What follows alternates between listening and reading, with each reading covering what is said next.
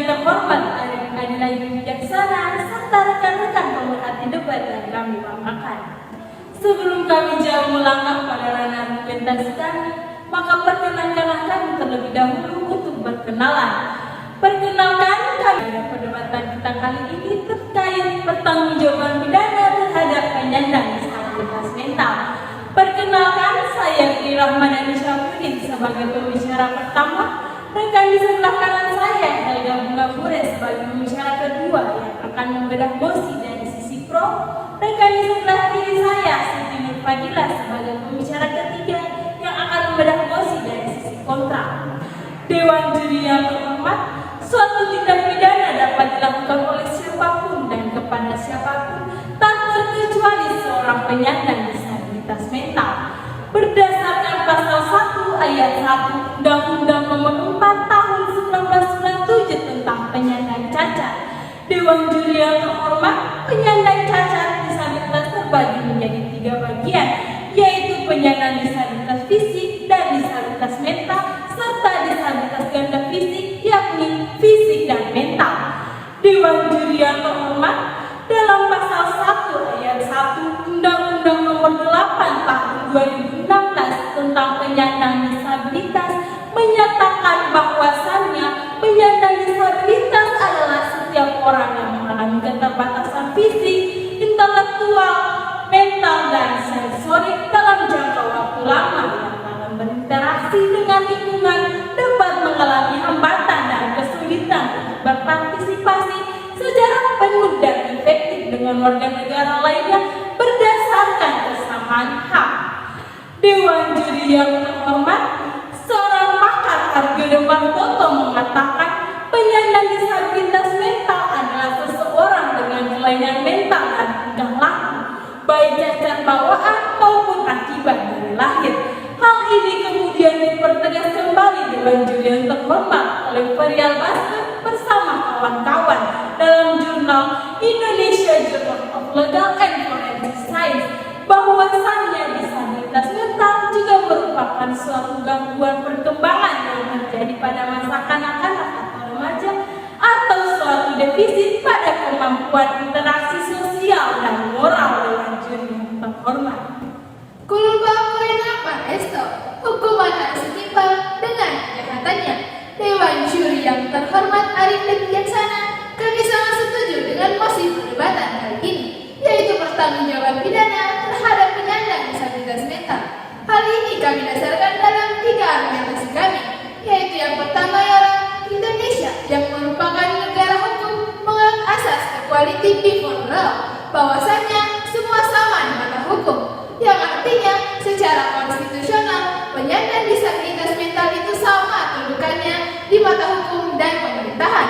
Dalam hal ini, sebagai pelaku tindak pidana dengan berbagai hambatan yang dapat mengurangi partisipasinya, bukan berarti penyandang disabilitas jenis tertentu menjadi kebal hukum atau tidak dapat dituntut dalam hal melakukan suatu tindak pidana, karena pelaku penyandang disabilitas pada hakikatnya diakui sebagai subjek hukum, di mana subjek hukum merupakan pendukung hak dan kewajiban yang konsekuensinya dapat menuntut atau dituntut subjek hukum lain di muka pengadilan. Masuk dalam argumentasi kami yang kedua, pertanggungjawaban pidana terhadap penyandang disabilitas mental pada dasarnya sesuai dengan konsepsi penegakan hak asasi manusia. Dewan juri yang terhormat, kita ketahui bersama bahwasanya negara kita merupakan negara yang menjunjung tinggi hak asasi manusia, dan untuk menjunjung tinggi hak asasi manusia tersebut dimuat dalam konstitusi tertinggi di Indonesia, yaitu Undang-Undang Dasar Negara Republik Indonesia tahun 1945 dalam pasal 28A hingga pasal 28J, dan termuat juga secara khusus dalam Undang-Undang Nomor 39 tahun 1999 tentang hak asasi manusia. Dewan juri yang terhormat, untuk penegakan hak asasi manusia seseorang, kita harus menghormati orang lain. Hal ini sejalan dengan apa yang disampaikan oleh Profesor Mariam Fadida yang merupakan mantan hakim Mahkamah Konstitusi, di mana beliau menyatakan bahwa ketika kita ingin memberikan hak asasi manusia kepada seseorang, kita tidak boleh melanggar hak asasi manusia seseorang.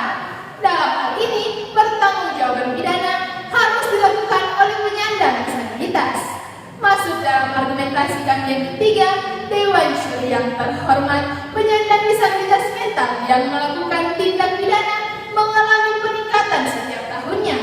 Individu penyandang disabilitas dengan status tersangka meskipun memiliki jumlah yang sedikit, namun presentasinya menunjukkan peningkatan.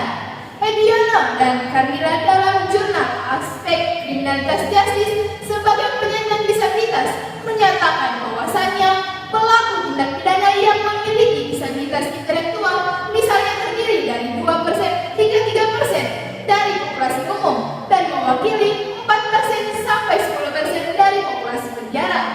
Studi negara bagian dan federal Amerika menemukan bahwa kurang dari 1% narapidana memiliki cacat fisik atau disabilitas fisik.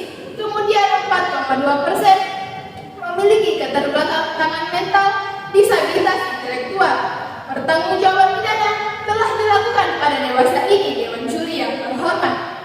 Berkaca pada kasus di Surakarta, pada putusan nomor 50/Piksus/2013 PNSK dimuat dalam anak penyandang disabilitas berinisial LA diduga melakukan tindak pidana membujuk anak melakukan perbuatan cabul.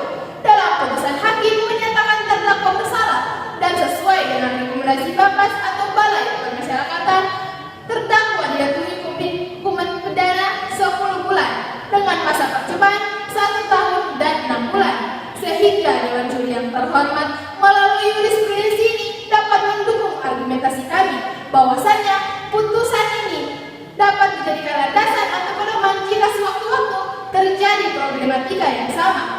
Artinya Dewan Juri yang terhormat, penyandang disabilitas dapat dimintai pertanggungjawaban di hadapan hukum.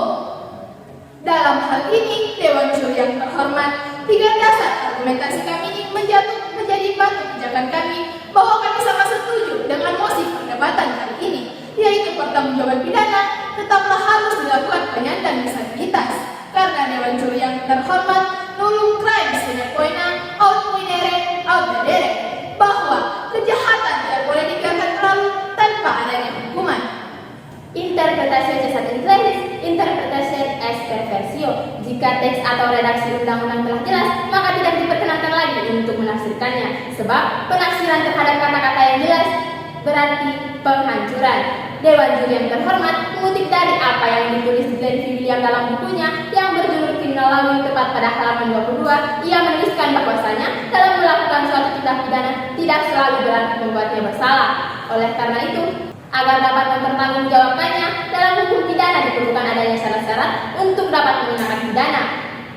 Profesor Mulyana juga mengatakan pada dasarnya pelaku tindak pidana menurut sistem hukum Indonesia dapat dipidana apabila tindak pidana yang dilakukan memenuhi unsur-unsur delik yang telah ditentukan dalam undang-undang. Namun apabila dilihat dari sudut kemampuan bertanggung jawab, hanya seseorang yang mampu bertanggung jawab saja yang dapat dipertanggungjawabkan atas pertanggungjawabannya. Oleh karena itu, berdasarkan apa yang ditulis oleh Glenn V. William dan Profesor Mulyana ini, kami meyakini bahwasanya penyandang disabilitas tidak dapat dimintai pertanggungjawaban karena mereka tidak memenuhi syarat-syarat pembedaan. Pun demikian, kami memiliki 2 landasan argumentasi yang nantinya akan memperkuat ketidakberpihakan kami terhadap mosi pada kali ini. Yang pertama ialah merupakan amanat konstitusi yang ada jika kita berlandaskan pada bunyi pasal 44 ayat 1 bahwasanya telah jelas bahwa orang dengan jiwanya cacat dalam pertumbuhan atau terganggu karena penyakit tidak dipidana karena mereka tidak memenuhi unsur pertanggungjawaban pidana.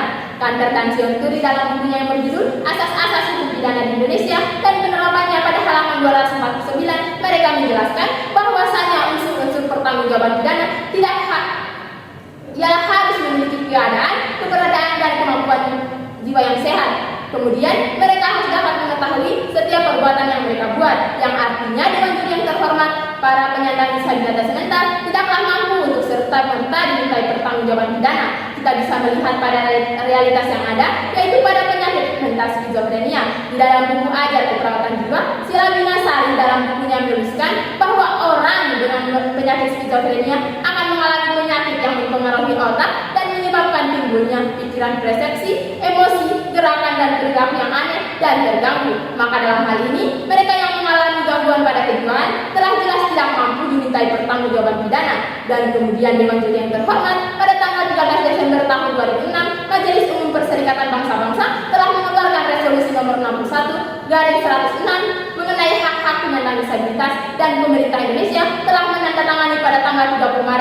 2007, yakni bertempat di New York. Maka dalam hal ini, Indonesia telah menunjukkan inisiatif untuk menghormati, melindungi, memenuhi dan memajukan hak-hak penyandang disabilitas dan telah ratifikasi Indonesia ke dalam Undang-Undang Nomor 19 Tahun 2011 dan kemudian di dalam Undang-Undang Nomor 8 Tahun 2016 tentang penyandang disabilitas, dan di mana dalam pasal 56 dinyatakan bahwasanya penyandang disabilitas memiliki hak untuk mendapatkan keadilan dan perlindungan hukum. Maka dalam hal ini mereka memiliki hak untuk mendapatkan penghormatan atas integritas mental dan fisiknya berdasarkan kesamaan dengan orang lain. Yang kedua, jika kita berkaca pada fakta empiris yang ada bahwa telah diterapkan pembebasan hukum terhadap orang-orang dengan gangguan mental ketika melakukan suatu kejahatan pidana, jika di mana kita mengacu pada putusan sidang Mahkamah Militer dan putusan Mahkamah Agung nomor 33 K/Mil tahun 1000 nomor 33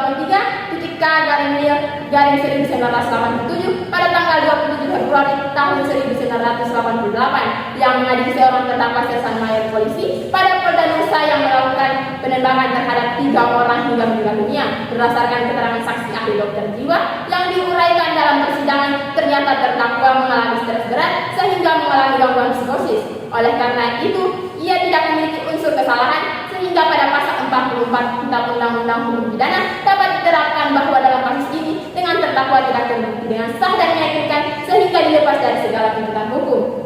Oleh karena itu, Dewan Juri yang terhormat, jika kita berkaca pada hal tersebut, maka dalam hal ini Indonesia telah mengimplementasikan amanat konstitusi yang ada dengan memberikan keadilan, perlindungan hukum bagi para penyandang disabilitas dengan memenuhi, menghormati dan melindungi hak mereka.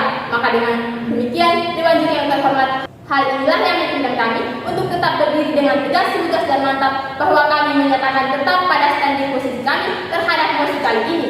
Lex dura serta scripta, hukum memang kejam tetapi begitulah yang tertulis.